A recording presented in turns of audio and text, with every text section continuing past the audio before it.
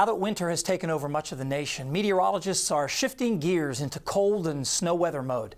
And satellite imagery tells a good story with some of the features unique to the season. Now, last week's blizzard in parts of the plains left behind a swath of snow from Kansas to Michigan. Here, the darker blue means 4 to 16 inches still on the ground as of yesterday.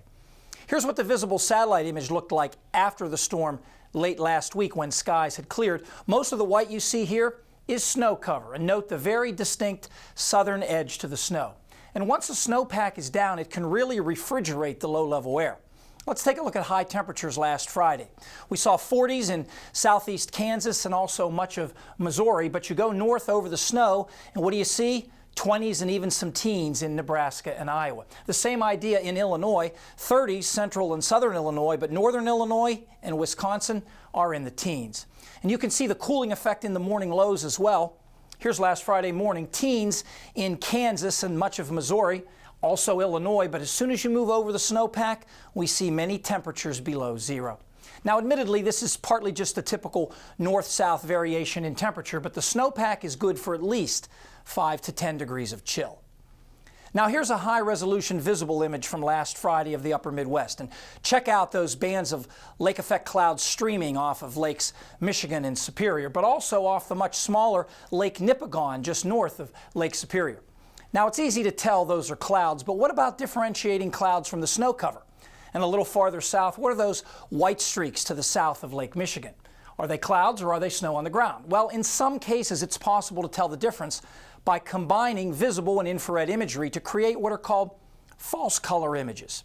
Now, here's an example of a false color image where snow on the ground appears light blue, but clouds that have at least some water drops in them have a whitish tint to them. So we can make out some clouds over Iowa, but those skinny streaks of white in Indiana and Illinois, those are bands of snow on the ground. Now let's go back to regular visible imagery and head west to South Dakota, where a couple features caught my eye.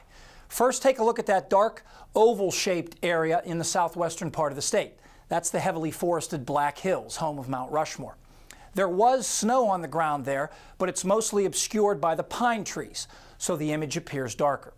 Also, check out the Missouri River, much of it unfrozen, snaking its way through the snow-covered landscape. It gets several miles wide in a few places where it actually merges with lakes. Let me zoom in on a portion of the river and switch over to that false color mode. Notice how the river itself is able to generate bands of cloudiness. This is the same mechanism that creates lake effect, cold air moving over relatively warm water. I've seen this happen closer to home with narrow bands of snow forming off the Finger Lakes in New York State. Now, later this winter, when we get a more extensive snow cover over the state and a clear day so the satellite can see it, we'll take a high-resolution guided tour of the Commonwealth using satellite imagery. Fred will be here with the extended forecast next.